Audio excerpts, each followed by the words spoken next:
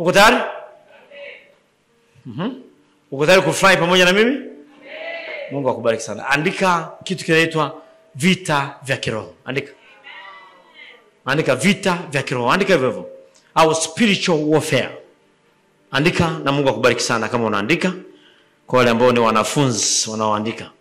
Andika vita vya kiroho. Now, tunaposema vita vya kiroho, ni vita vya kiroho kwa maana ya vita vya kiroho kwa sababu neno lenyewe linaitwa ni vita vya kiroho. Kwa hiyo hii vita ya kiroho lazima ipiganwe rohoni. Na kwa sababu ni vita ya kupiganwa rohoni, mpiganaji lazima we mtu wa rohoni. Hii vita haipiganwi na watu wa mwilini. Lakini nimeshuhudia mara nyingi sana, watu wengi sana tangu nikiwa kanisani, nimeona watu wakisema wanapigana vita vya kiroho. Lakini baada ya ufahamu wangu kuelewa nini maana ya vita vya kiroho, nimegundua watu wengi sana wanafanya vita ya mwilini na kusingizia roho. Kufanya vita vya kiroho huku ukiwa unavipigana mwilini ni hatari sana kwa maisha yako. And this is the reason Wakristo wengi sana wako down kwa sababu wanapigwa sana, hawajawahi kuishi maisha ya rohoni, lakini wanajitahidi kufanya vitu vya rohoni. Kujitahidi kufanya vitu vya rohoni ukiwa mtu wa mwilini ni kupoteza muda na kujipa hasara ya maisha. Unaamua kufanya vita vya kiroho au unaamua kuishi maisha ya rohoni, ishi maisha ya rohoni. Kwa sababu kuna kitu kimoja lazima ujue. Hakuna maisha yatakupa ushindi zaidi ya wewe kuishi maisha ya rohoni. Kwa sababu Mungu alivyomuumba mtu, Mungu hajawahi kumuumba mwanadamu. Mungu alimuumba mtu. Sawa sawa? Baadaye hii habari ya mwanadamu tuiache, lakini Mungu aliumba mtu. Na huyu mtu alimuumba akawa na ushirika naye. Kilichokuwa kikumpa ushindi Adam, wanyama wanamtii, kila kitu kinamtii, ardhi inamtii, samaki wa baharini wanamtii, ni kwa sababu alikuwa kwenye uwepo wa Bwana. Aliishi kwenye uwepo wa Mungu. Kitu kipekee ambacho kinafanya uishi kwenye uwepo wa Mungu ni wewe kuwa mtu wa rohoni. Sasa leo nataka nizungumzie habari ya vita. Kila mmoja anajua hii habari. Kila mmoja ameshasikia hii habari. Na kila mmoja anatamka vita vya kiroho. Tunapokuja kanisani mara nyingine tunasema leo ni maombi ya vita. Na mara nyingi ukiona watu wanaofanya kitu kinaitwa maombi ya vita, actually wanafanya mazoezi ya aerobics. Ndio maana utakuta kuna watu wanakimbia engo hadi engo ukisema ni mazoezi ya vita. Hiyo sio vita ya rohoni. Wewe unaweza kuwa uko rohoni, lakini zile action unazozifanya hazimaanishi uko kivita vya kiroho. Zile action sio vita. Vita ni kitu kingine na kile unachokifanya ni kitu kingine. Kwa taarifa yako, shetani ana ufahamu mkubwa sana. Usifikiri ni mjinga. Shetani alishamuona Mungu hivi kwa macho. Wewe hujawahi. So he knows. Unachokifanya chochote kile. Chochote unachokifanya. Kama hakitoki katika roho, hakiconnected na ulimwengu wa roho, kwa maana ya upande wa nuru, ni hatari kwa maisha yako. Una mtu anaelewa hapa? Saidia kumuuliza jirani yako anakuelewa haya? Paulo anasema kwenye Timotheo wa kwanza 6:12. Naomba yule bwana kule twende fast kidogo. Yule bwana anataka twende, unipe makubwa ni asome. Sababu hapo sione. Timotheo wa kwanza 6:12. Anasema piga vita vile vizuri vya imani. Shika uzima. No, that cannot work. It may be, yeah. Yeah, that one is. Piga vita vile vizuri vya imani. Shika uzima ule wa milele ulioitiwa, ukaungama maungamo mazuri mbele ya mashahidi wengi. Pointi iko pale mwanzoni. Piga vita vizuri vya imani. Now, follow me carefully. Naomba unifuate vizuri sana. Nitakuwa fast kidogo, lakini naomba unifuate. Paulo anasema piga vita vizuri vya imani. Vita vizuri vya imani. Hii ni vita ya imani. Na unajua kwamba imani ni jambo la rohoni. Kwa hiyo hii vita iko connected na faith. Sio unasema tu kwa sababu unajua kusema. Sio kila mmoja kanisani ni mtu wa rohoni au ana imani. No. Maisha ya imani ni maisha magumu kuliko maisha yoyote. Maisha ya imani ni mazito. Kuishi kwa imani ni kitu kigumu, sio kitu chepesi. Ni watu wachache sana wanaishi kwa imani, very few people. Na naomba kwa Mungu wewe uwe mmoja wa hao watu, uwe mmoja wa watu wanaishi, kwa sababu kuishi kwa imani ni kumtegemea Mungu kwa 100%.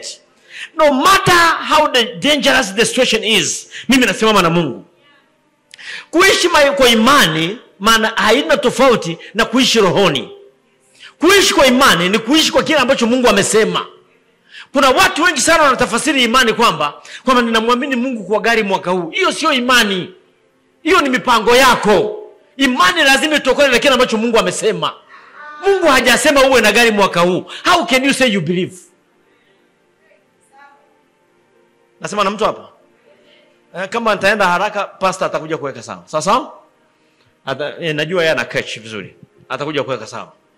Sasa maisha ya kumtegemea Mungu 100%. Anakuambia piga vita vile vizuri vya imani. Maana piga vita huku kimtegemea Mungu. Piga vita kwa kumtegemea Mungu, sio akili yako. That's the meaning. Piga vita kwa kumtegemea Mungu 100%. Sio sehemu no, 100%. Kwa nini unajua hatuone matokeo ndani ya kanisa? Kwa nini hatuone ile manifestation ya uwezo wa Mungu ndani ya kanisa? Kwa sababu watu hawaishi maisha ya imani na watu wamtegemei Mungu. Sasa nataka kuzungumzia spiritual warfare zaidi. Sawa sawa? Nasema sawa sawa? Come on. Najua mna mwalimu mzuri sana hapa, lakini najua mtanielewa. Amen. Paulo anasema Timotheo wa pili 4:7. Timotheo wa pili 4:7. Anasema nimepiga vita vilivyo vizuri, mwendo nimeumaliza, imani nimeilinda. Nao si vita imani, vita imani, vita imani. Nina mifano mingi sana ya watu ambao wametangaza wanafanya vita vya kiroho huku wakiwa mwilini. Wengi walipoteza maisha. Walipoteza maisha kwa sababu unapotangaza, kwanza vita hii haihitaji utangaze. Once umeingia kwenye wokovu, ukishamkiri Yesu kwa Bwana Mwokozi wa maisha yako, umeshaasi upande fulani. Kwa automatically huko kwenye vita. Automatically umeingia kwenye vita. Hauna haja ya kutangaza. Kuna watu wanafanya vitu vya kitoto, wanaenda kwenye mapango, wanaenda kwenye matambiko ya wachawi, si vitu gani, kwamba tunafanya vitu vya kiroho, tunamfuata shetani aliko, tunamdhoofisha. Nani alikutuma? Ishi maisha yako na yeye muache aishi maisha yake. Mbona tunaingiliana? Ishi maisha yako. Usihangaike na vitu ambavyo hujatumwa. Ungekuwa unafuata watu kwa shuhudia waokoke, hiyo ni vita nzuri zaidi. Ungekuwa unafuata watu kwa shuhudia na kupeleka habari za Kristo, unaenda kwenye mapango kutafuta nini? Nina shuhuda za watu wengi wa namna hiyo. Haleluya. Nasema haleluya. Nasema haleluya. Utasoma kwa mfano, utasoma maombi ya Yesu. Yohana 17 mstari wa 9 mpaka wa 20. Yesu analiombea kanisa. Napenda ile maombi. Anasema mimi nawaombea hao, si uombea ulimwengu, bali hao ulionipa, kwa kuwa hao ni wako. Sawa sawa? Na anaendelea anasema, twende mbele, twende fast kidogo. Wa 10. Na wote walio wangu ni wako, na walio wako ni wangu. Mimi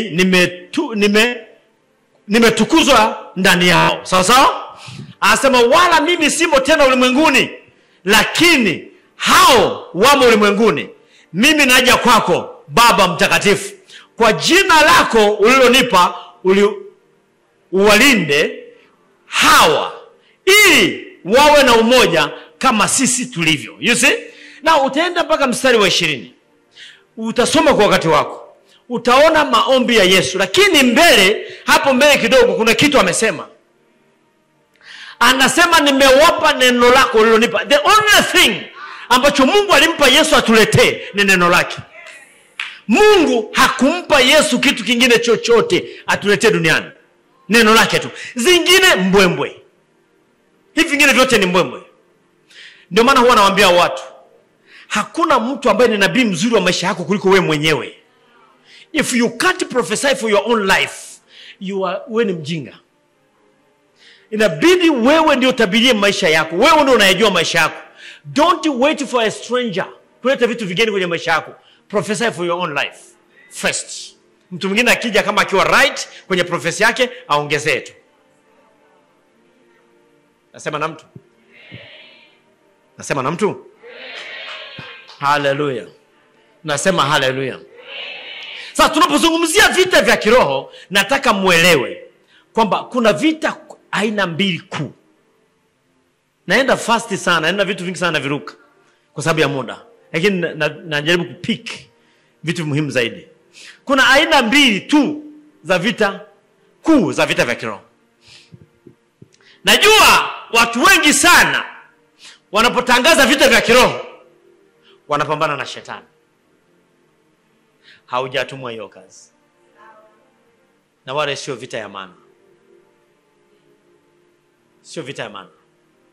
Fighting the devil. Mapepo. Wachawi, nimesikia mikesha ya kupambana na wachawi. You are wasting your time. You are wasting your... Ngoja nikufundishe leo vita. Sawa mpendwa? Aina ya kwanza ya vita na ya muhimu kwa Mkristo inaitwa vita ya ndani. Inaitwa vita ya wapi? Sio ndani ya nyumba. Ni ndani ya mtu. Ndani yako kuna mashindano. Uyashinde yaliyoko ndani yako. Ya nje hayana kazi. Ukishindwa ndani yako, nje usithubutu. Hauwezi kuwa salama. Nasema na mtu hapa? Kama vile mnielewi. Unanielewa vizuri kweli? Unanielewa vizuri sawa? Ninarudia. Ukishindwa vita inayoendelea ndani yako. Kwa sababu hata hapo umekaa, kuna kitu kinaendelea ndani yako. Lazima uwe mshindi wa hicho kinachoendelea ndani yako. Ukishinda kinachoendelea ndani yako, hakuna vita utashindwa.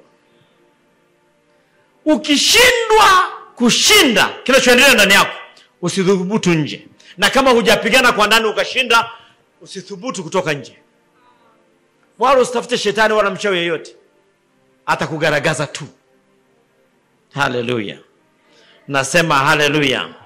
Warumi sura ya 7 mstari wa 14 mpaka 23. Hii nitasoma yote.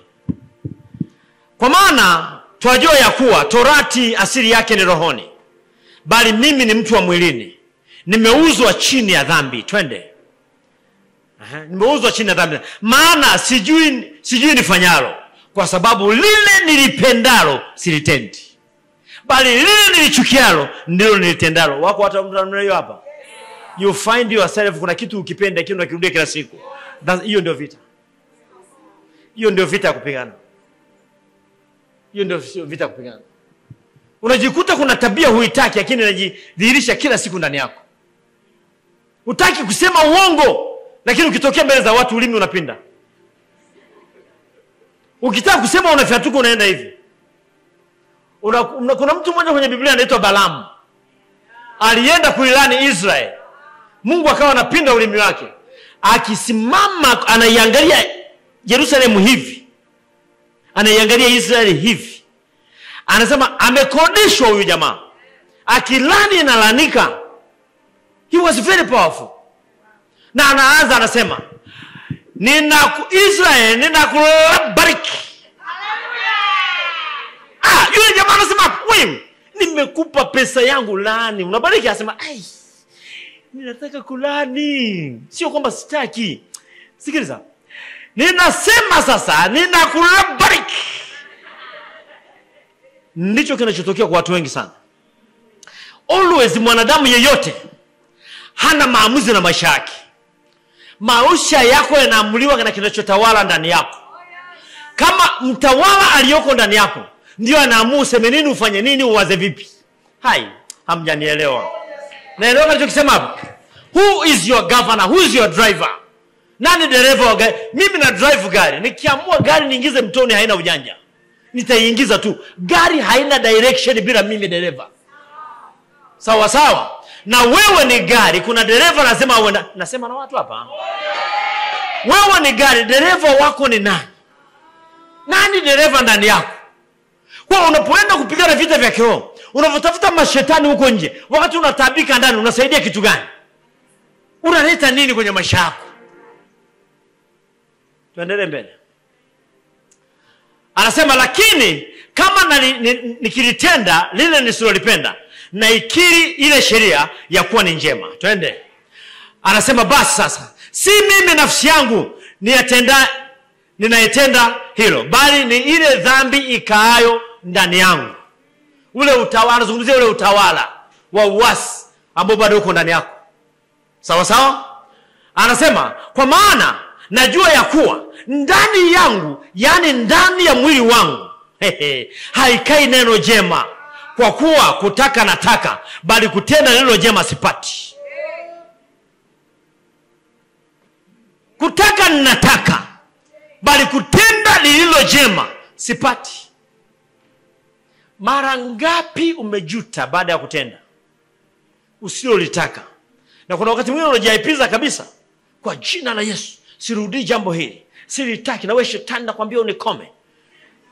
After prayer, baada ya maombi dakika 2, wazo ni lile lile. Unasema hivi nikoje? Ndio ulivyo. Unahitaji tu msaada. Ndio maana mimi nakwambia hivi, mara nyingi watu tunajaji watu. Tunahukumu watu sana. Kuna watu wanapitia magumu sana. Wanachohitaji ni msaada. Unajua kanisani tunaua watu wengi sana, na sisi tunaoua sio kama ni wazuri, ni wabovu kuliko wao. Ungekuwa mzuri usingeua. Kwa sababu Biblia imesema ninyi mlio wa rohoni, mtu akwenda akigafrika wakati kosa lolote mrejesheni. That means sio wa rohoni hamwezi kuwarejesha. Nasema na mtu hapo. Kama nasema na mtu hapo. Mstari wa ngapi huo? Wa 18. Wa 19 twende. Kwa maana lile jema nilipendalo silitendi, bali lile baya nisilolipenda ndilo nilitendalo. You see? Na anasema mstari wa 20. Basi kama lile nisilolipenda ndilo nilitendalo, si mimi nafsi yangu nilitendaye, bali ni ile dhambi ikaayo ndani yangu. Ni ule utawala, ni yule dereva akaaye ndani yangu, ndiye ananisababisha kutenda haya. Na vita ulionao ni kumng'oa dereva mbovu na kupanda aliye mwema. Yanakuelea haya? Yanakuelea? Ninakwambia hivi, hii vita ukiishinda, maombi ya machozi yameisha. Machozi yatakayokuja ni ya furaha tu. Unakuwa mtu mwenye furaha always. Sababu unajua kuna watu mnatamba, mimi ni mshindi, zaidi ya mshindi. Check your life. Check your spiritual life. Kuna watu mnakaa, yule dada, kadada kanatembea kama kanajiuza. Hiyo ndio tatizo liloko ndani yako. Unapoona ubaya wa mwenzako, nenda kaangalie mfano wa kibanzi na boriti.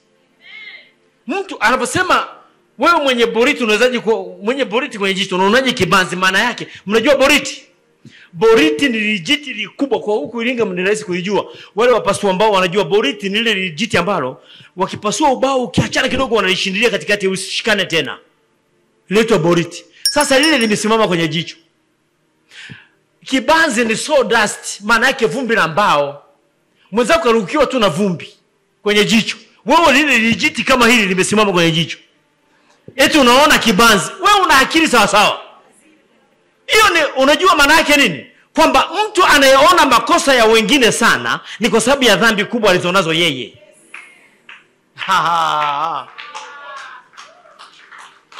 Mnanielewa?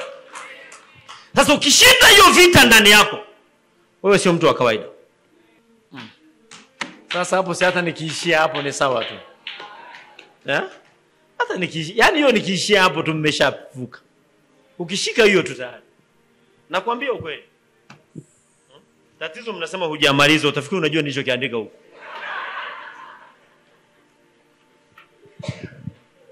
Hallelujah. Anasema hallelujah. Na listen anachokisema hapa Paulo. Wagalatia 5:17. Wagalatia 5:17. Sina muda wa kuchambua vitu vingi kwa sababu ya muda. Sawa sawa.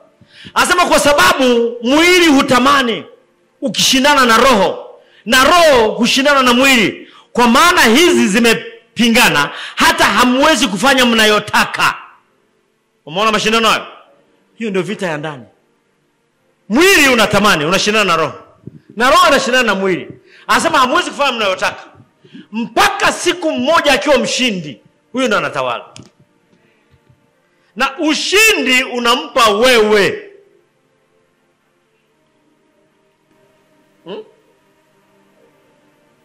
Ushindi unaotoa wewe, unauleta wewe kwa mmoja. Kwa mmoja. Wewe natamani kuambia vitu vigumu kidogo hapa. Sawa. Nakwambia kwa moyo wangu wote. Unaweza ukawa kitu cha ajabu sana ukiamua. It's just a matter of decision.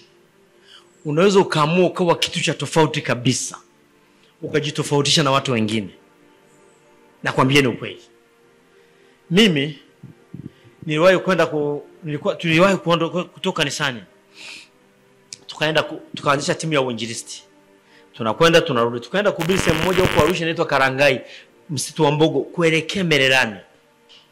Alafu mimi nilikuwa sijawahi kuhubiri hata siku hii. Ila nilikuwa na uwezo tu wa fedha. Kwa microphone ikaribika, mimi ndo nanunua kwenye ile timu. Yaani wameniweka mle kama kibopa tu. Lakini kiroho sikuwa vizuri. Nilikuwa bado shagarabagara sana. Sasa ndio maana huwa nafundisha vitu nikikumbuka maisha yangu. Na yananisaidia kumjenga mtu mwingine. Mimi sikuwa super. Nilitafuta kukua. Sasa siku moja mwenzetu mmoja, kiongozi mmoja hii group akasema, "Unesimo leo unahubiri wewe." Sasa mimi akawaambia na wenzetu wale viongozi wakasema, "Nani? Si wananijua. Hata hubiri nini yule?" Wakalalamika huko, wakashindana. Mwisho akasema unahubiri. Basi nikaenda Mtoni, kulikuwa na mto jirani hapa. Tulikuwa tunalala kanisani. Tuko vijijini. Nikaenda Mtoni. Kweli kabisa nilifumba macho nikafanya hivi kwenye Biblia. Pale kidole kilidondokea andiko ni hilo hilo. Kwa hiyo nikalisoma. Mimi niliona watu wakisimama namna hii. Wanaongea mpaka tunasema hamalizi. Nikafikiri ni rahisi. My dear. Nilipoenda kule kwa Wamasai hao, niliongea dakika 2 haikuisha. Nimeishiwa. Natamani nitokeje pale sasa. Watu ndio wameshakaa na kusikiliza. Nilisema maneno niliyoweza mpaka nikazua utani, wakanitungia na majina wenzangu kutoka siku hiyo. Siwaambii hilo jina. Sasa walivonicheka sana, nikarudi nimejisikia vibaya. Tuliporudi, I took my time to read the Bible. Niliamua kusoma Biblia miezi 3 mfululizo. Miezi ile 3 nikawa nimeimaliza fupi kabisa. That was my first time namaliza Biblia. Ilikuwa mara ya kwanza ninaikomba kabisa yote A to Z, nikanogewa. Ndipo nikaanza kusoma Biblia. Sasa wakati nimeimaliza mara ya kwanza, wakati naanza kuirudia mara ya pili, nilianzia huku na kuja hivi. Sawa. Nikiwa nimefika hapa kwenye Warumi, I think hapa katikati, wakawa wameleta safari ya kwenda Mombasa kuhubiri.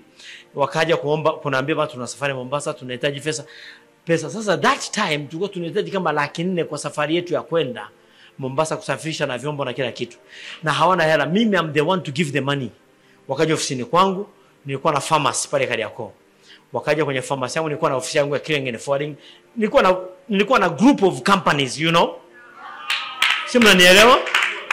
Unajua? Yeah. I had a group of companies. Nilianza kuwa na wapambe. Hivi unaona watu chawa. Mimi nilikuwa nao before. Si mnanielewa? Sasa wanakuja, ukija kunitafuta nataka kumuona, kuna mtu unamjua wewe, una appointment naye. Yaani hata sikuwatuma. Hata sijui wanachowafanyia watu. Sasa nikawapa 480. Tukaandaa safari kwa masharti. Kwa marakini na mimi lazima nihubiri. Sasa walishindwa kunigomea kwamba nisihubiri kwa sababu hela. Kwa tulipofika Mombasa, wao wakapanga basi tuhubiri siku 3 za mwanzo kwenye seminar pale. Alafu zingine tutaendelea. Wao akili yao wakawaza akihubiri Jumatatu, Jumanne na Jumatano, akiboronga, Alhamisi tunarekebisha kwenda mbele. Nishabadilika. Nishakuwa kitu kingine. Siku ya kwanza nimefika tu wakaniambia kuna lunch hour fellowship. Nenda kahubiri wewe. Kumbe ndio wanataka kutest pale. Sasa sikuwa na kitu cha lunch hour fellowship. Na mimi wamenipa siku 3, nimeandaa message zangu hizi. Nimezishika kichwani na moyoni na rohoni. Sasa nikaenda acha wa fellowship nikasoma maandiko nao mengi nishasoma, nimepiga nikarudi, wakasema kama yuko vizuri, nikarudi. Jioni nilitiririka. Unaambiwa usiku saa 8 wale jamaa wameniamsha tukiwa tumelala. Kulikuwa tumekaa kwa Mtanzania mmoja anaitwa Dr. Mwaluko pale Mombasa. Usiku saa 8 waliniamsha, nikakuta watu wanalia. Kumbe walikuwa wamenisema vibaya sana before. Kwa nini atunyanyasa kwa sababu ya hela zake? Yaani kwa nini turujia hapa mpaka tulazimishe yahubiri? Mtu mwenyewe atakuja kutuharibia. Tumefika, Roho Mtakatifu amewashughulikia. Tumerudi wanalia, wananiamsha bana tusamehe. Tulikusema vibaya usiku saa 8. Ambia mimi nilikuwa sijui, mngeacha tulale tu. Sikuwa na habari. Lakini tukaendelea, ndio huyu ndege mpaka kesho. Ndio maana mimi sihubiri ujumbe wowote niliosikia popote. Wala sikopi message ya mwanadamu yoyote duniani. I read my Bible. Si mnanielewa? Sasa ngoja niwalete hii. Vita ya ndani, si ndio? Kuna kitu nataka kusema hapa. Lakini kama niseme, kama nisiseme. Sikiliza. Wagalatia sura ya 5 hiyo sina hapa. Nataka niilete tu. Sura ya 5. Anzia mstari wa 19 pale. Weka kuanzia mstari wa 19. Basi matendo ya mwili ni dhahiri, ndio haya: uasherati, uchafu, ufisadi, ibada ya sanamu, uchawi, uadui, ugomvi, wivu, hasira, faraka, uzushi, husuda, ulevi, ulafi, mambo yanayofanana na hayo. Hebu fikiria, amemention mpaka amechoka. Anakuambia sasa tafuta mengine yanayofanana na ujue kabisa. Anasema na hayo, katika hayo nawaambia mapema kama nilivyokwisha kuambia. Watu watendao mambo ya jinsi hiyo hawataurithi ufalme wa Mungu. Sawa sawa? Hizo ni tabia zilizoko ndani ya mwanadamu. Hayo hayakuandikwa kwa ajili ya watu walioko duniani hawajaokoka. Ni kwa Wakristo wa kanisani. Aliyoko duniani haambiwi habari ya ufalme, kwamba kurithi ufalme ni lugha ngumu. Tunaambiwa sisi unatembea kwa... Anza tena mstari wa 19.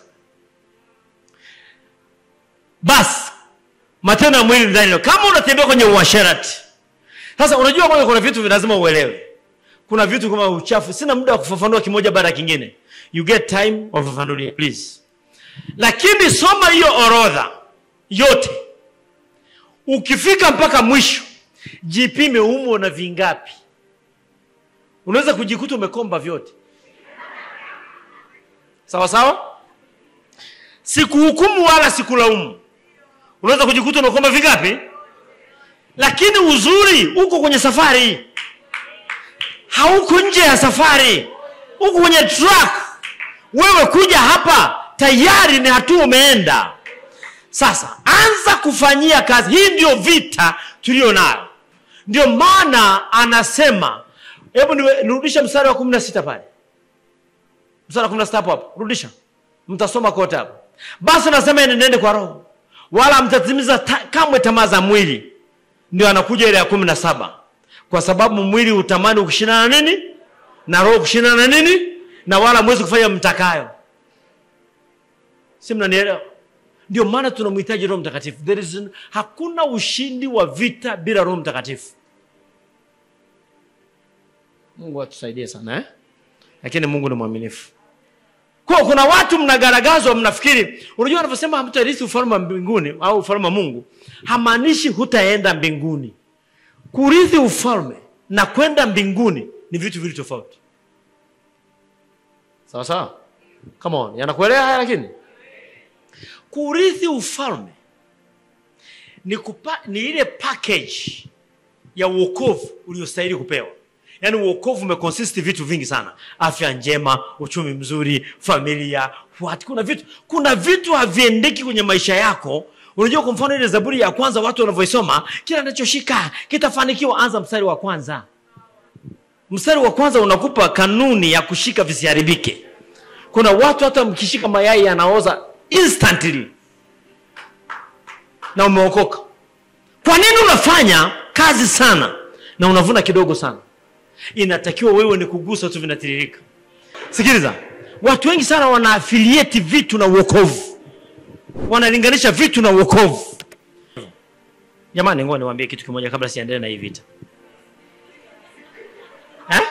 Eti? Mimi nimetoka kwenye umaskini mbaya sana. Nikikumbuka nitalia jamani. Mimi nimezaliwa kwenye nyumba ya tope na nyasi.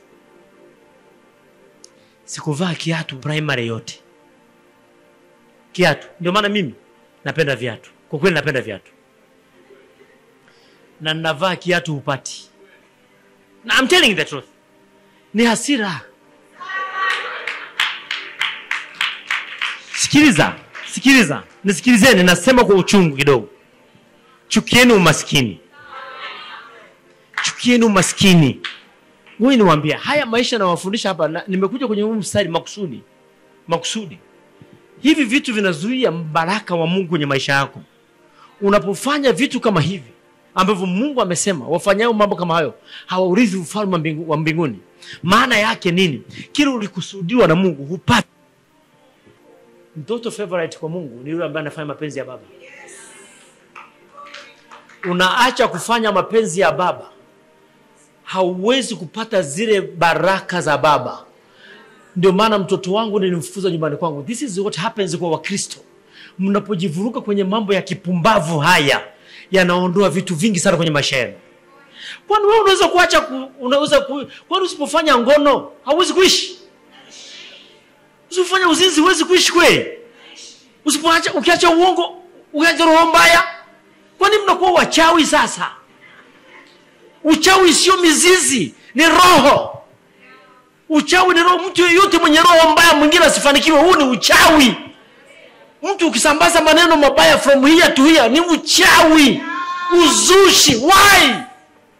Alafu mnaenda mbele za baba, Mungu yupi? Ngoja niwaambie ukweli. Wengi wanaoomba huwa hawaombi kwa Mungu tunayemuomba.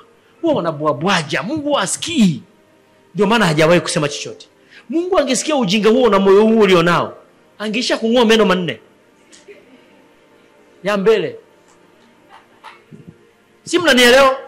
Ninakwambia ni ringa. Kama mnataka kuona change kwenye maisha yenu, na hii ringa ni ndogo sana kwa umati mlioko hapa kuibadilisha, badilika kwanza wewe. Msikazane tu kubadilisha watu. Njoo mjue Yesu. Wewe unamjua? Mjue Yesu kwanza wewe. It becomes easier for you to win souls kama wewe unamjua Yesu. Niliingia duka moja siku moja. Rafiki yangu moja anasema, Ndege, unapenda mashati? Kuna mashati mazuri sana, mama moja ameleta pale mazuri. Kwani nienda kuta duka la mashati tu mazuri. Ilikuwa Gogo Hotel zamani pale Kinondoni pale. Sasa hivi kuna makao makuu ya nini pale? Airtel. Nimeenda pale, kulikuwa mbele pale kuna ka nyumba hivi amekakarabati, ameweka mashati. Nimeingia mle ndani nikakuta binti mmoja anauza mashati. Sasa nikasikia amefungua Praise Power Radio. Nikamuuliza tu, binti, umeokoka? Anasema, kuokoka? Mimi niokoke? Hamnihamishi. Mimi ni mruteri wa damu. Kachanganyikiwa. Mimi nimeuliza swali hili, umeokoka? Akaruka na mambo mengi sana. Alafu nikasimama nikamwona. Tuko wawili tu mle ndani. Akageuka, alivyogeuka akaniona hivi. Akashtuka. Sijui aliona nini kwangu. Mimi nilikuwa namwangalia tu, maana amenifokea na ni mteja. Akaniona, akachanganyikiwa. Akana, wewe ni nani? Nikasema, mimi naitwa Ndege. Ndege? Wewe ndio apostoliki nikusikia? Akalia. Sasa wakati analia, kile chumba kikabadilika. Kuna presence fulani ikajaa kwenye kile chumba. Tukawa kama tuko 1000 mle ndani. Na mimi machozi yakaanza kunitoka. Yeye analia na mimi nalia. Lakini akili yangu inafanya kazi. Hivi mtu akitokea hapa, tunalia na huyu binti.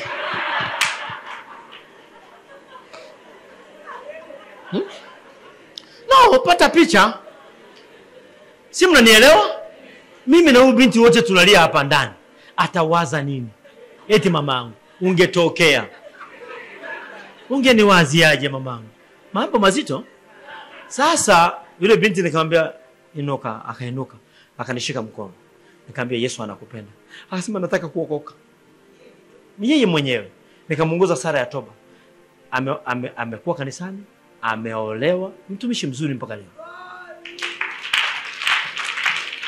Ukiwa wewe mwenyewe umebadilika, it's very easy to change things. Hutumii nguvu. Nilienda South Africa.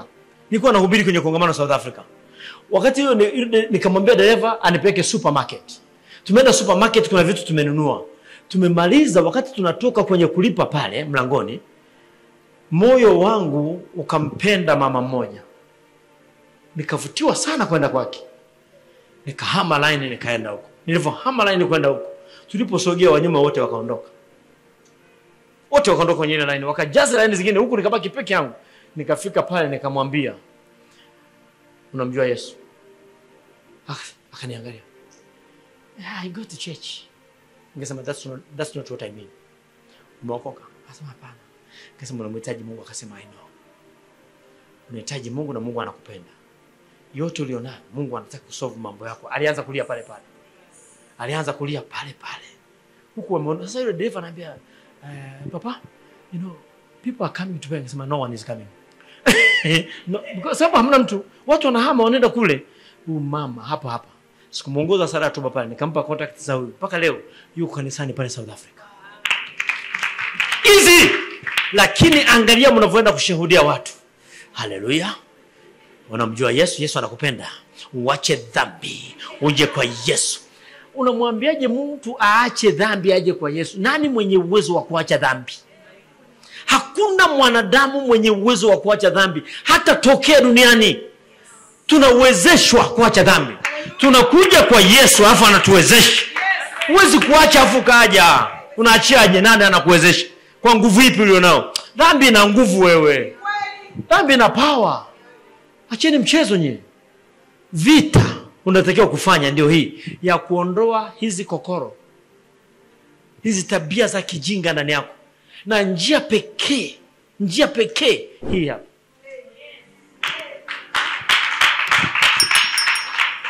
Hallelujah. Nasema hallelujah.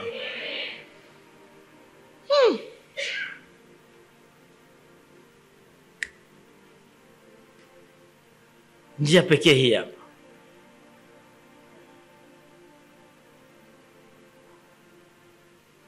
Wakorintho wa pili, sura ya 10, mstari wa 3 hadi wa 5. Wakorintho wa pili. Maana ingawa tunaenenda katika mwili, hatufanyi vita kwa jinsi ya mwili. Unaelewa maneno hayo? Na anasema nini? Maana silaha za vita vyetu si za mwili, bali zina uwezo katika Mungu. Zina uwezo katika hata kuangusha ngome nao. Sasa tunaenda kwenye lugha. Siku zote nataka kukumbuka hili neno. Biblia imetawaliwa na kanuni na lugha. Mambo mangapi? Ni kanuni na nini? Tunaenda hapa kuna mchezo wa lugha. Kuna kanuni lakini kuna lugha hapa. So, tusome hapo. Maana moja mbili twende.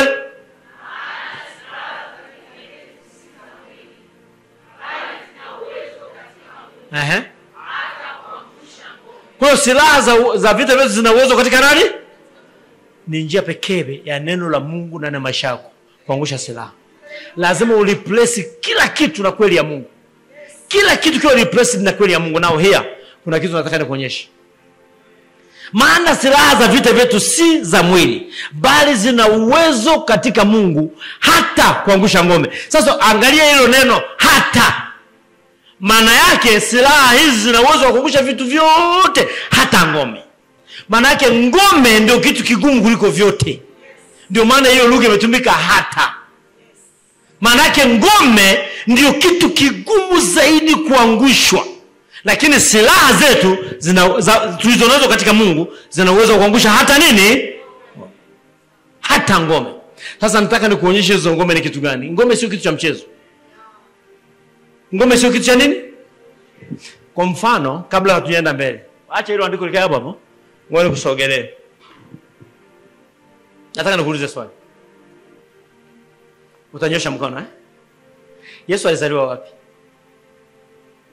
Nani anajua Yesu alizaliwa wapi? Amsinaoneze, nyosha tu mkono. Kama hujui tulia. Unaweza kuwa mtulivu. Na uliza huko, pastors sidini nao. Yesu alizaliwa wapi? Nimesema nyosha mkono. Hapa wewe tulieni. Nyea chini. Alizaliwa wapi? Hebu sema kwa sauti. Nataka watu wote wasikie. Maana watu. Alizaliwa kwenye zizi la ng'ombe. Alizaliwa wapi wapendwa? Alizaliwa wapi? Tunakubaliana nimekuuliza. Tunakubaliana? Nionyeshe andiko. Nionyeshe andiko la zizi la ng'ombe.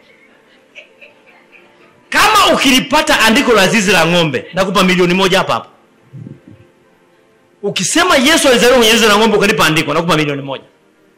Wale wanaosupport mama hapa na yeye mwenyewe, nipeni andiko. Na hiyo ndio imezagaa dunia yote mara pote. Ukisoma Biblia huku ukiwa na ya kwako kichwani, utaona zizi. Mama, hakuna zizi. Wala ushangaike. Nataka niwasaidie tu. Sehemu pekee kwenye Biblia iliyoandikwa vizuri juu ya kuzaliwa kwa Yesu ni Luka sura ya 2, weka. Peke yake, Biblia nzima hakuna. Peke yake. Na Luka aliandika kwa sababu alikuwa daktari, aliandika kwa ufasaha. Sawa sawa? Peke yake. Lazima muwe tofauti na watu wengine hapa Iringa bwana. Tuwajaze vitu vipya. Sasa hiyo ndio inaitwa ngome. Una elimu inaitwa zizi la ng'ombe ndani, si ndio? Nikikuingizia hiyo ndio nikikuingizia kingine ni vita. Hiyo ndio inaitwa ngome. Elimu yoyote au ufahamu wote ulionao juu ya mambo ya Mungu, hiyo inayozuia elimu sahihi ya Mungu kuingia, ndio inaitwa ngome. Wala hamna kitu kimejengwa huko angani kinaitwa ngome. Ngome ni ndani ya vichwa vya watu. Nitakuonyesha kwenye maandiko. Haya, umeshafika tusome. Akamzaa mwanae kifungua mimba, mstari wa 2 huo. Akamvika nguo za kitoto. Akamlaza katika hori ya kulia ng'ombe. Haya. Alimlaza kwenye hori. Hori, sio hori. Sio hori kwa maana ya ukumbi. Hori. Hori kwa Kiingereza ni manger. Manger ni chombo cha kulia wanyama. Ndio mjue sasa. Afu nakurupuka nini hapa? Leta mafunuo.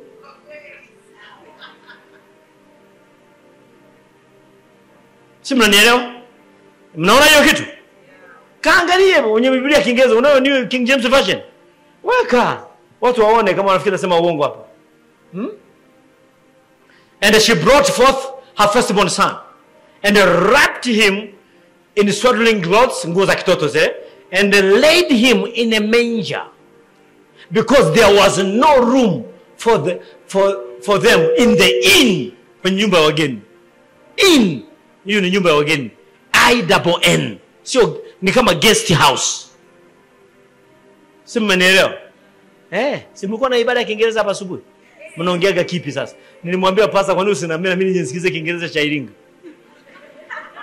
Hapa Iringa kuna ibada ya Kiingereza, kumbe nilichanganyikiwa leo. Nimeona hata pale nasema tunataka English service nyie. Na mwanzo waliniambia baba, tunaweza ku start first service kwa English nyie. Na kwa hiyo unanieleza ibada ya Kiingereza, unajituni kabisa kwenye Uingereza. Hatari na nusu. Si mnanielewa wapendwa? Ngome ni very dangerous. La kwanza umeshaliona, Yesu hakuzaliwa kwenye zizi la nini?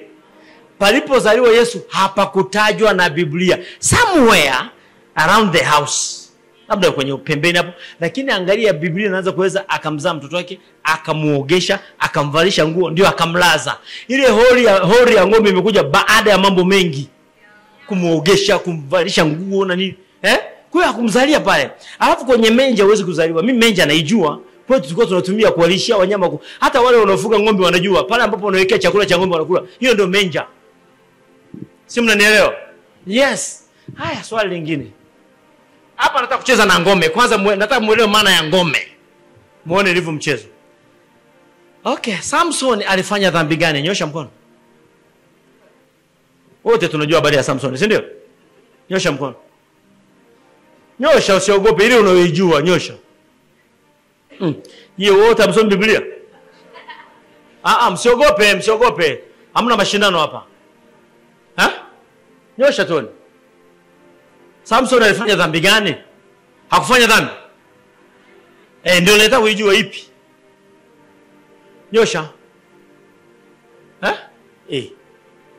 Yes mama, alifanya dhambi gani? Hakutii, alitoa siri. Alitoa siri. Siri ya nini alikuwa nayo bwana? Siri ya kwa yeye ni mnadhiri wa Bwana. Sema hilo. Kuna maana nimesoma anasema mimi ni mnadhiri, aje kusema hivyo na Samson. Katika usomaji wangu nimejitahidi kusoma kidogo. Sema ile dhambi inajulikana. Yes brother. Alitoa siri ya nguvu zake. Sasa huyu ameshasema hiyo. Alitoa siri hiyo, ilikuwa ni shida. Kutoa siri ya nguvu ndio dhambi. Hiyo ndio dhambi. Okay. Huyu amesema alitoa siri yani. Yeye mama kuna ananyosha.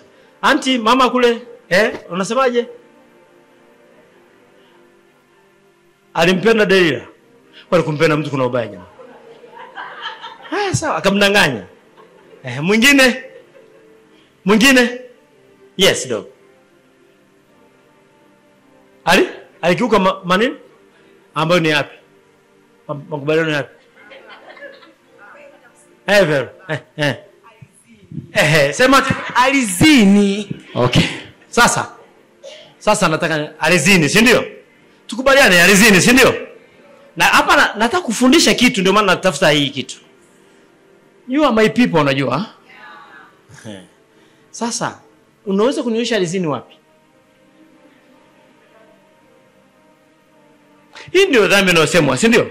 Kwaya zote zimeimba, wahubiri wote wamesema, si ndio?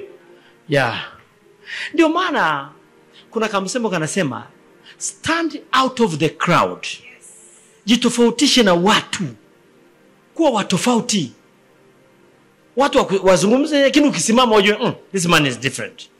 Haya, nionyeshe. Ukinionyesha wapi alizini nakupa $1,000,000. Lakini si watu wote wanajua alizini. Nionyeshe wapi? Kwenye Biblia. Story ya Samson inaanzia Waamuzi 13 mpaka 16. Kwisha habari. Sura 13 mpaka 16, si ndio? Nenda Waamuzi sura ya 13 mstari wa 24. Nisomee. Weka ile mstari wa 24. Waamuzi 13 mstari wa 24. Basi yule mwanamke akamzaa mtoto mwanamume, akamuita jina lake Samson.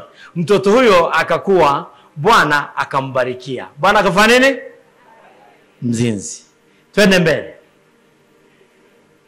Sura ya 5 mstari wa kwanza. Si huo ndio ulikuwa mwisho.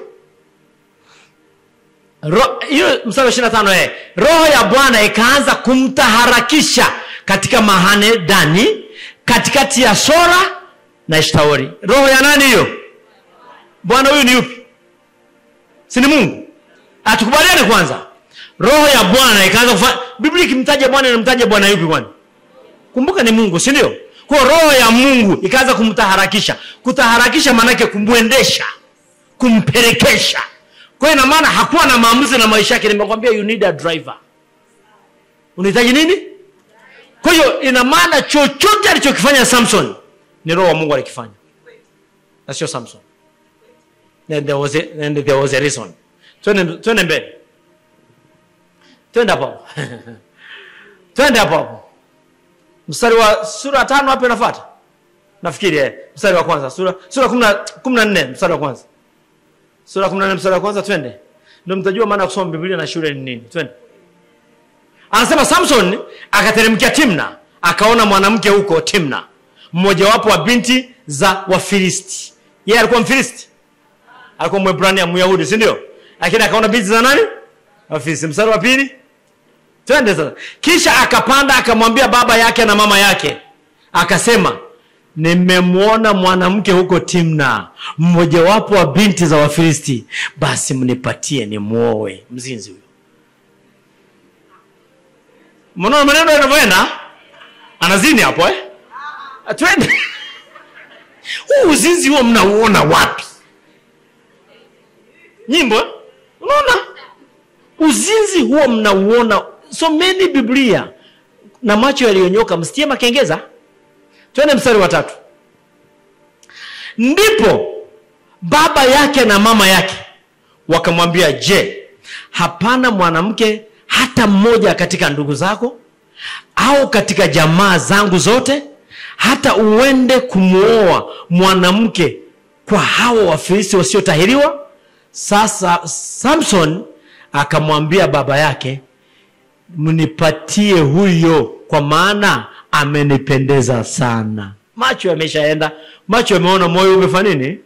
Umeenda. Amempenda sana. Haleluya. Angalia alivyokuwa na adabu, ameenda kwa wazazi. Hakutongoza kienyeji huko. Alirudi kwa wazazi, nimemwona binti. Mnipatie yule nimuoe jamani. Nenda mkazungumza na wazazi wenzenu. Mzinzi. Jamani. Twende mbele. Twende mbele tena mstari wa 4. Lakini sasa hapa ndio kuna point.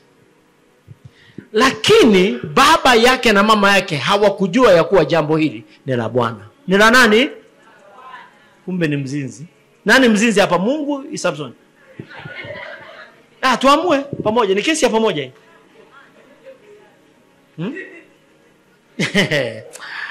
Maana ni la Bwana, maana alitaka kisasi juu ya Wafilisti. Basi wakati ule Wafilisti walikuwa wakitawala Israeli. Nani mzinzi? So everything that Samson did ni Mungu alikuwa anampelekesha. Kwa sababu anatafuta nini? Kisasi kwa Wafilisti. Maana walikuwa wanatawala juu ya Israeli na anataka kuwatoa utumwani. The only way ni kwamba mtoto wa watumwa achukue wanawake wa watawala. Watawala wanakasirika. Na hasira ya watawala ndio inawamaliza watawala wenyewe. Alafu mnamuita mzinzi kwa kazi ipi? Hukumu hizo ndo zinaendelea makanisani mpaka leo. Mnahukumu watu bila makosa. Hujui maisha ya mtu. Huyu jamaa tunamjua. Tunamjua hata angalia anavyo. Usiwe smart, unaona? Watu hivi wanapenda wanawake. Sasa nani amesema tuwachukie wanawake? Ili iweje? Eti mtumishi, unamchukia wewe. Ungekuwa na mama. Wapendwa, someni Biblia. Na wa challenge. Msome Biblia. Read the Bible. Kwa macho yaliyonyoka. Haya ni mambo nimesoma. Sio ya kusikia watu wanao. Mimi sasa wakati napita hivi, sio unajua nimeshasikia mahubiri. Mimi napenda naenda mpaka mimi sioni alipozini, narudia. Nilienda kwenye semina ya wachungaji na maaskofu. Ile semina ilikuwa na wachungaji na maaskofu 834. Wamejaa ukumbi 834. Hakuna mtu alijibu ile swali. Wala hilo la nani? La Yesu kuzaliwa. Na niliweka pesa mezani pa. Haleluya. Nasema haleluya. Na hapa nataka kuonyesha nini maana ya ngome. Ndio maana nimekuleta huku. Nilijua hapa nataka kukufundisha kitu, nataka uelewe. Kusitaki mimi sikuja kwenye kongamano la sadaka. Nimekuja kujenga watu wangu. Sawa sawa. Sasa huyu Samson aliwaudhi sana. Hebu fikiri, nataka mpate picha kidogo. Uko nyumbani kwako. Una watoto wako wa kike na wa kiume. Una house boy nyumbani. Sisemi kwamba ni watu wa chini au ni no. Tuwe kwenye uhalisia wa kibinadamu. This shamba boy anayefika hapo nyumbani, anafua, anafanya nini? Shambani huko analisha ng'ombe.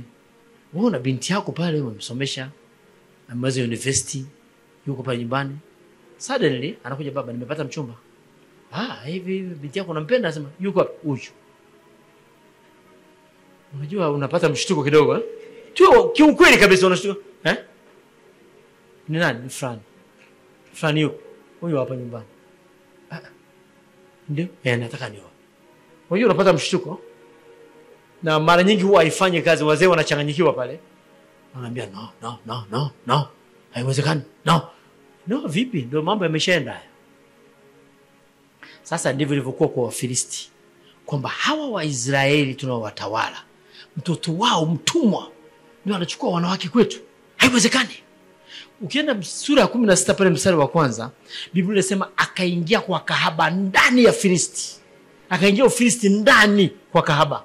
Akakaa mle, wakaweka ulinzi, wakafunga na lango la mji. Lango, sio geti la nyumbani. Lango la mji. Ukienda Israeli waulize lango la mji linakuaje. Yapo malango mpaka leo. Iliyopigana vita imepigana hayajabomoka mpaka kesho. Lango la jiji, nguzo moja hatubebi wote humu ndani. Nguzo moja ya lango hatubebi wote humu ndani. Tena hivi ni wanawake ndio wengi ndio kabisa. Lakini Samson akakaa kwa ndani ya nyumba hiyo kahaba. Walinzi wako nje wanamvizia kwamba kukicha umweke kati tuone nchi, vijana wote wa mji tumwangukie huyu jamaa. Kwa nini anatufanyia hivi? Yeye akatoka saa 8 usiku wa manane, Biblia inasema. Alipotoka usiku wa manane wakamwona huyu anatoka, akaenda kwenye lango pale. Wakajua hawezi kutoka. Si limefungwa? Akalishika. Kwa hiyo roho wa Mungu amefanya nini? Amejaa ndani yake. Akalishika. Yuko juu yake roho wa Mungu na pamoja akalishika, akalitikisa, twende, akalileta. Mmoja akalipeleka, akalileta. Mara ya 3 akajitwika, akapanda nalo mlimani. Mzinzi.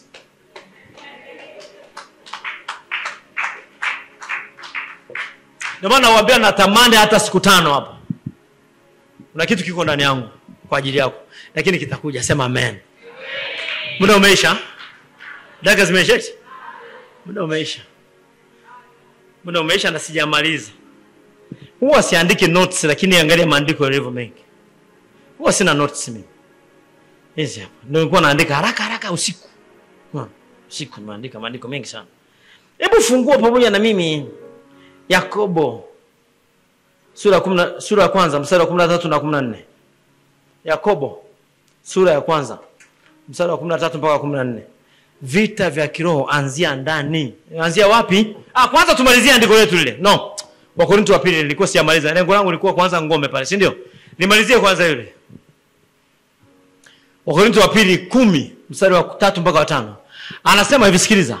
Lakini kama ilikuwa 10. Sura ya 10. Maana ingawa tunenenda katika mwili, hatufanyi vita kwa jinsi ya mwili. Maana silaha za vita vyetu si za mwili, bali zina uwezo katika Bwana hata kuangusha ngome. Twende mstari unaofuata, anataja ngome. Tukiangusha mawazo na kila kitu cha kwanza tunaangusha nini? Mawazo yanakaa wapi? Kwa mtu, si ndio? Ngome zinakaa ndani yako, remember? Mawazo, whatever unawaza nini kinaendelea kwenye akili yako. It has to be God himself. It has to be the word of God bas. Sio elimu zingine. Namba 1. Alafu anasema mawazo na kila kitu kilichoinuka kijinuacho juu ya elimu ya Mungu, elimu yoyote ulionayo against the word of God ni ngome.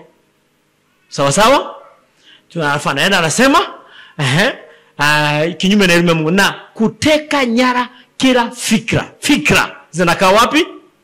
Ngome. Vitu vyote vitatu, mawazo, elimu, ngome, vinakaa wapi?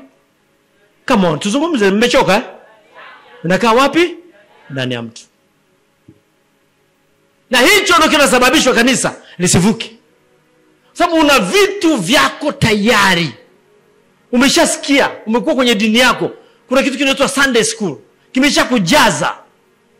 Kwa ukipewa elimu mpya ya Mungu, mna. Na mimi ngoja nikwambieni, mahala pengi sana nimepishana na watu. Sababu wao wanahubiri mapokeo, mimi nahubiri neno lilivyo. Mimi sitaki kukaa kwenye mapokeo kwa sababu fulani alisema hivi. Mimi nilikuwa nawaambia hata wakina Winnie mpasa wenu, kama Winnie ukiwa na level ya kuishia mimi, hata ukifika kwenye level yangu tu ni bogus. You have to be 7 times ya mimi. Lazima uwe, na mimi nakuombea, naombea watu kama wewe ni mmoja wapo, muwe 7 times ya ufahamu nilio nao. Useme kitu na mimi nishtuke nasema, kasemaje hapo? Najisikia wow. Si mnanielewa? Sema kitu. Profesa amekaa. Mimi nilikuwa na wanafunzi wazito kama kina Profesa Mwamba. Anasoma, unajua maprofesa wa Lecture University, kusoma ni kazi yao. Wanasoma kila kitu kwa duniani, kwenye mitandao, vitabu. Utamhubiria nini? Wewe unaenda pale, Yesu Bwana akatembea juu ya maji. Chap chap. Maji. Wewe hiyo maji zinafanya chapa chapa. Hiyo unamwambia profesa. Kweli kabisa. Sema kitu akisikia aseme I was in South Africa. Nikafundisha. Mtu mmoja ni bishop mmoja kutoka Cape Town. Alikuwa Johannesburg. Akamuuliza Mteba, mtu ni wa wapi? Anasema Tanzania. Seriously? Baadaye akaniuliza, "Umesoma Bible school gani?" Nikasema sijawahi kwenda. Nimesoma nyumbani kwangu. Biblia hii wapenda wangu niwaambie. Ukiamua kuisoma hii, ukisoma ukienda mara ya kwanza utasema ngumu, haieleweki, si ndio? Sio haieleweki, tatizo unataka kukariri maandiko. Hata Yesu, huwa mnajisumbua bure. Yesu mwenyewe alivyokabiliwa na shetani alimwambia, "Geuza mawe wewe mkate." Alimwambia nini? Imeandikwa. Alikwambia imeandikwa wapi? Sasa unatabikia nini? Unahangaika imeandikwa wapi ya nini? Mimi hapa nimekoti maandiko kwa ajili ya kukufundishia. Sina haja ya kujua limeandikwa wapi. Mradi ninajua ni neno nasimama nalo. Limeandikwa nasimama. Yesu alisimama na andiko. Hata yeye mwenyewe hajui limeandikwa mstari wangapi. Kwanza mstari haikuwepo. Hii mstari imewekwa kwa ajili ya wajinga. Hakukuwa na mstari. Hii imekuja kutengenezwa na wanadamu juzi tu hapa. Mstari wangapi ili kusaidia wajinga kukariri. Yohana ngapi? Amekariri mstari. Maisha 0. Muishi Kristo. Achana na maandiko. Muda umeniishia lakini nilikuwa bado. Wapi? Muda bado umeisha. Tukubali ndo umeishi. Hata pastor amesema umeishi. Hata David amesema umeishi. Amen? Nasema amen. Kwa hiyo angalia akili yako umejaza kitu gani. Kitu pekee unaweza kujaza ndani yako kwa tembea unakitafakari, soma neno, soma Biblia. Maandiko yaje. Wakolosai anasemaje? Anasema neno lingine likae kwa kiasi gani ndani yako? Kwa wingi. Kwa wingi bila kipimo. Kwa wingi sana. Usitafute kukariri maandiko wapi. Wewe soma mara ya kwanza, soma mara ya pili, hivyo soma. Juzi alikuja yule Brighton. Alikuja Mwanza. Nikamwambia ninakupa assignment. Hautoki ndani mpaka nitakapokuruhusu. Sawa? Nikamwambia unaanzia Wakorintho wa kwanza. Soma kwenda huko. Alisoma tu Wakorintho wa kwanza na wa pili, akaenda hapo wa Galatia. Akanifuata, niko sebreni hapo sinafanya, akanitaka sema, "Baba, kuna maajabu kwenye Biblia." Nikasema yes. Kwa sababu watu hawasomi seriously Biblia. Anapita pipi, kuna watu wengine wanasoma maandiko kuhubiria wenzao. Kitu cha kipumbavu kweli kweli. Yaani anasoma akahubiria wenzake. Soma ubadilishwe wewe. Transformation has to start with you. How can you unataka kutransform watu? Wewe mwenyewe ni takataka. Nifanyeje hapo? Muda umeisha. Aina ya pili ya vita. Vita nje. Andika vita nje, nimalizie tu hapo. Vita nje. Andika vita nje. Sasa vita nje ni rahisi. Sasa baada ya kushinda ndani, ukihakikisha ndani you are strong. Ukihakikisha ndani you are strong. Unajua ngoja nikwambie, kwa sababu ya kushinda vita vya ndani, mimi siku moja mtu amekuja kuroga nyumbani kwetu. Nimeenda kijijini. Amekuja mchawi. Nikashtuka usingizini, kuna kitu kinaendelea nje. Nikamgandisha. Nikamwambia usimove, ukae hapo kwa jina la Yesu. Hakumove. Kachukua tochi yangu, nina tochi inamulika, nikikupiga papo nikizima huoni tena. Ni ya kuindia, ni special, nikichaji. Siku moja natokea mjini kule na kukaa pale Mwanza. Nikaona sungura. Karibu na sungura hivi. Nikawasha taa full lakini nikateremka kwenye gari. Nikachukua tochi yangu ile, nikamfuata, nikampiga na mle. Alinikodolia mpaka nikampiga teke. Nikamchukua nikaenda kumla. Sasa hiyo tochi bwana, nilikuwa nayo kijijini. Dirishani nikampiga yule mzee uso kwa uso. Nikamwambia aha. Ametulia sasa, nimeshampiga stop. Nimemgandisha akasema aha. Kumbe hizi ndio zako Mchana nyonga zitembei. Tunakuonaga hapo mpaka nimekusaidia kupeleka hospitali si Butiama si wapi. Usiku unaruka sarakasi. Kumbe unasema soti. Alitulia tu nikasema sasa nisikilize. Ninakuheshimu lakini heshima yako imeshapotea. Ninakuamuru uondoke hapa na usirudie tena nitakuua. Nikamuondoa. Asubuhi nikamwambia mama, wewe mzee kumbe mchawi. Akasema nani? Akasema usiku nimemkamata mimi. Kweli nikasema kama unabisha twende kwake. Au nimuite hapa. Na amefariki sasa hivi. Siku moja nilituma watoto mwambie ninamuita. Alikuja. Wasa mbona anauza? Mtoto wa dangu anauza. Wewe unamuita mzee Warioba anakuja. Kwa nini? Nikasema anajua. The power I have. Sio kukemea mapepo. Sio kucontrol maisha yako. Uwe na uwezo wa kucontrol mazingira yako. That's the power you need to have. Yesu alicontrol maisha yake. Ndio maana kwenye tunda la Roho, moja ya tunda la Roho ni self control. Ile unasikia inaitwa kiasi. Kiasi maana yake sio unakiona sema punguza kusema uwe na kiasi. Sio maana yake. Maana yake uwe na self control. Sio, mnaelewa? Usipelekeshwe na vitu vya hovyo. Kuna binti mmoja sasa hivi ni mchungaji. Alikuwa hivi vitu tunasema ni vitu nimeviona kwenye maisha. Yule binti alikuwa anaenda pale Slipway Dar es Salaam. Nani anajua Slipway? Yes, you know Slipway. Slipway pale palikuwa panaendeshwa vitu vya mchana. Watu saa 9, saa 10, saa 11 kwenda saa 1 hapo jioni. Watu wanafanya ngono hovyo. Ukienda asubuhi unakuta condom everywhere. Watu wachafu kabisa. Mimi nikatuma vijana kufanya. Kijana mmoja akaniambia, baba, kuna vitu kule hivi watu kisema hebu nendeni. Sababu tulikuwa na mradi wa kuokoa machangudoa Dar es Salaam. Wakaenda kule kuwashuhudia na nini. Yule binti akasema msipotezee muda, tukawalipa. Shilingi ngapi? Per night. Yaani mimi na wewe mpaka asubuhi shilingi ngapi? 50. Hii hapa twende. Wakaniletea 8. Kaenda hapa. Si nimewalipa? Mtanisikiliza.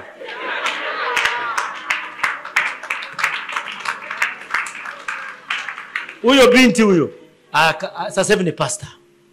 Yes, sasa hivi ni mchungaji, mume wake ni mfanyabiashara. Yuko ni pastor. Bwana ananiambia, baba, mimi sijui watu wanasema sisi nikulipe nini. Wewe si wa kulipa. Mimi sijui nifanye nini duniani hapa kwa ajili yako. Mimi I was a dead person. Na amesoma. English yake imenyoka hivi, haina vegetable. Ni imenyoka. Hatari. Haina mfupa katikati. Lakini ndio hivyo, roho zilizokuwa namuendesha. Ananiambia mimi nilikuwa siwezi kulala hivi bila mwanamume. Yaani sikutana mwanamume. Anasema mimi naweza akasema leo sitaki. Leo sitaki nalala. Saa 5 saa 6 usiku kinamwasha. Anatoka mwenyewe. Anatafuta. Anasema there was this day alikamata mwanamume na mimi. Anasema njoo. Wewe sio mwanamume kama ni njoo bwana. Hata akakuta jamaa ndio siri imetoka wapi.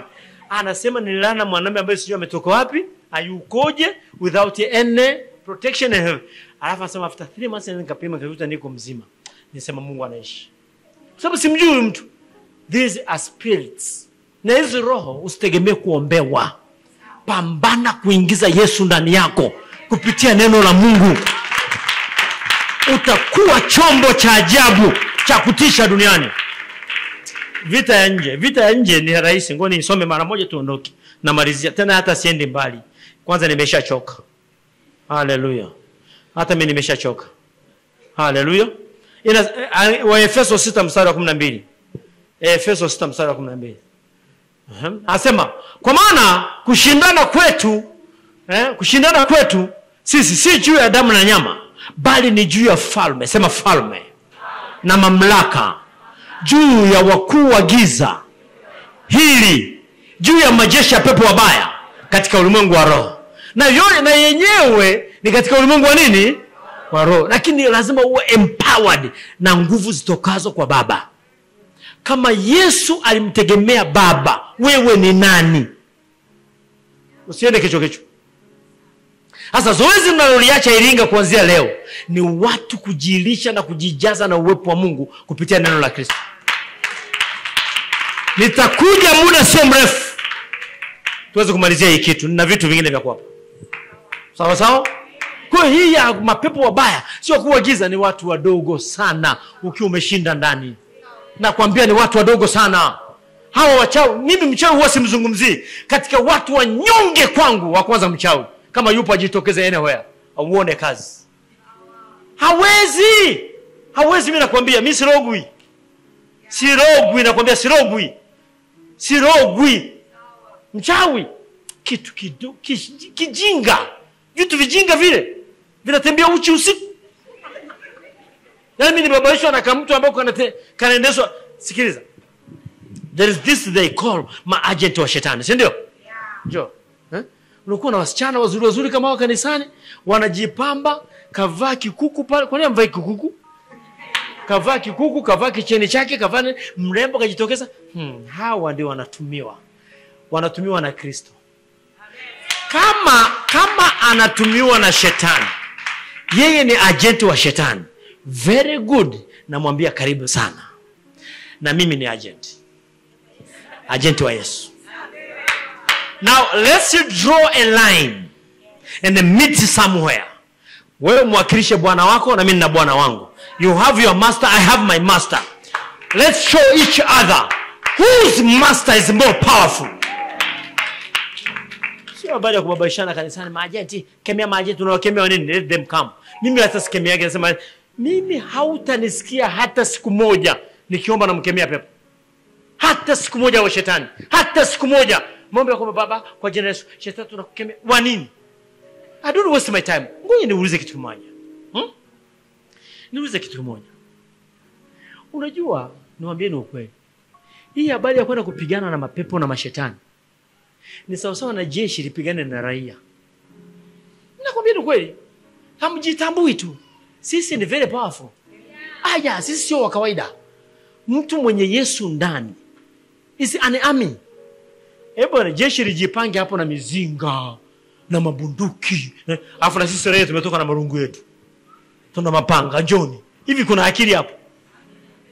Ndicho kinachoendelea ndani ya kanisa. Mnatoka kwa mnapambana kwa jina mapepo. Chini wewe ni mkubwa sana kushindana na mapepo. Jaza vitu ndani yako. Mimi ni mpenzi wa mpira sana. Na mimi nilicheza, mamangu anasababisha nisiendelee na mpira. Alilani, usicheze mpira. Kivunjika, soma. Umaskini tulikuwa tunamteza. Sasa nimwambia hapa, umaskini ulikuwa shida. Mimi ndo ningekuwa mmoja wa wachezaji wa kwanza wa Tanzania kucheza Ulaya. Nilikuwa nacheza mpira, sio mchezo. Mimi nimecheza na kina Juma Mkambi. Juma Mkambi alikuwa na mwili mkubwa sana.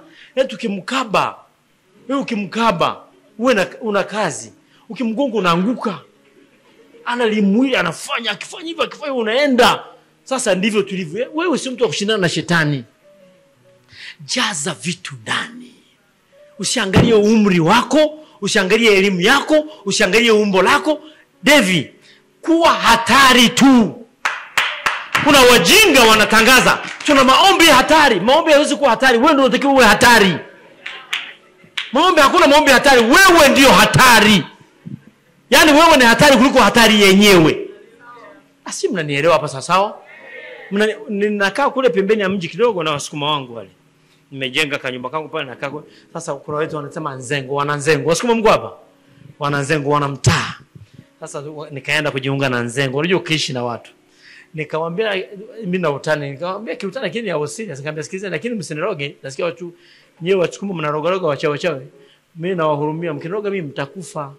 So be careful. Akasema jaribuni muone. Pale Mwanza bwana walinitesti bwana. Mimi kila siku kuna mnazi huko hapo nyumbani. Pale nilikuwa nakaa zamani. Mnazi huko. Kila siku jioni bundi anakaa hapo. Analia vibaya. Sasa ananekera. Sasa siku moja kijana wangu mmoja akaniambia, "Baba, yule bundi huyu hapa." Nikamwambia kwa wewe tochi yako sio nayo? Akasema ninayo. Njoo. Nikamulika huyu, akasema shikilia tochi. Mulike vizuri sana. Nikaingia ndani. Nikachukua mashine yangu moja. Nikatoka. Mimi nimepita jeshini. Nimeenda kwenye range. Nililenga. Huyu mtoto ananiambia, "Baba ataruka." Akasema tulia, sitaki kumkosa. Nikasema leo mimi ndio Daudi, huyu ni Goliath. Nikasema Baba kwa jina la Yesu, huyu bundi asingonge hapa. Kumbe mtu. Nilenga. Chini. Safi. Kakapiga hivi. Tukachimba mahala, tukamfukia. Tukaenda kulala. Hamna kelele. Asubuhi tulimkuta. Kafukuliwa. Tena mimi yule kijana akasema, "Au mbwa nini?" Nikasema, "Mbwa si ungeona hivi." Lakini unaona kabisa ni jembe, si kitu gani kimefukua. Bunde ameondoka. Kesho siku hiyo tunasikia bunde ameondoka hiyo asubuhi. Nilikuwa naenda kanisani asubuhi, ilikuwa Jumapili. Naenda kanisani, nakutana na mtu jana. Unasikia Mzee Sengerema amefariki. Nasema, amefariki sana. Jana usiku hadi ilikuwa mbaya, wakapeleka hospitali, amefariki. Usiku wa saa ngapi? Kuanzia saa 2 hapo. Akasema ndio time nilipiga risasi yule mdudu. Sasa yule mzee kwa nini nilijua ni yeye? Mimi napenda mbwa, nafuga mbwa. Hata hivi sipo kule, ni mbwa. Yaani jioni wanafunguliwa tu. Wewe nenda. Na wale mbwa nimewaombea. Wana upako. Sasa wale mbwa wanabwekea mtu yote, si ndio? Lakini sio kwa yule mzee. Yule mzee sio kubweka, alikuwa analia. Alikuwa mjumbe wa nyumba 10 anapita, akija hapo getini tu anataka mchango. Yaani wale mbwa unasikia wanalia. Nikamuuliza mzee Sengera, mbwa wangu wewe ukija milio inabadilika, kuna anasema sene mbwa tu anabweka. Kumbe mbwa hawataki mchawi kabisa. Anawasumbua usiku. Hawapendi. Wale mbwa wanabweka mpaka unasikia wanalia. Yaani ile fujo wao wanafanya. Yule mzee akiwa pale. Sijawahi kuiona. Kwa mara ya kwanza waliruka cage. Wanakuja getini, niko pale. Nikafunga gate. Sema nini? Kumbe it was him. Aliondoka bwana. Bye. Mungu afurahii kifo cha wenye dhambi. Lakini mchawi asiishi. Bye. Unaweza, mwambie jirani yako unaweza wewe. Mwambie wewe sio mtu wa kawaida. Unahitaji kumjua Mungu tu. Problem tulionayo ndani ya kanisa, tunaishi maisha ya kawaida sana. Hatuko vile. Hebu fikiria. Yesu alipokwenda msalabani, wangapi wanaamini Yesu alikufa msalabani? Hivi alikufa uwe jinsi ulivyo? Sasa kwa nini unakubali kuwa hivyo? There's more life. Kuna maisha zaidi ya hapo. Kuna maisha tunatakiwa kuishi. Sisi ni wana wa ufalme. Sisi ni wana wa nini? Wa ufalme. Mimi nilipojua nikasema hapana. Nimeishi kwa nyumba maskini. Pastor, mimi sikukanyaga kiatu mpaka na maliza la 7. Kilichonipa kiatu nilifaulu kwenda sekondari. Sasa utaenda sekondari bila kiatu. Kakangu mmoja, mtoto wa mamangu mkubwa huko, alikuwa mwanajeshi. Akaniletea buti ya kike. Zile za wanawake jeshini. Buti za wanawake jeshini za kipindi hicho zilikuwa buti. Ndio akanipa. Ndio nikaenda jeshini sekondari mimi. Buti ya kike. Ndio iko na nitosha. Ukichukua zile za kwao zenyewe zile tunakamatwa. Sasa ile imekaa kidogo kama ndio nikaenda nayo jeshini for the first time. Nikakanyaga hiyo. Sasa nilivyoona hivi naweza nikaishi, kitu cha kwanza kiatu. Lazima nivae kiatu hizi. Na mimi nikikanyaga kwenye kiatu nasikia vizuri na nakanyaga. Na ninajua brands za viatu hujawahi kuona.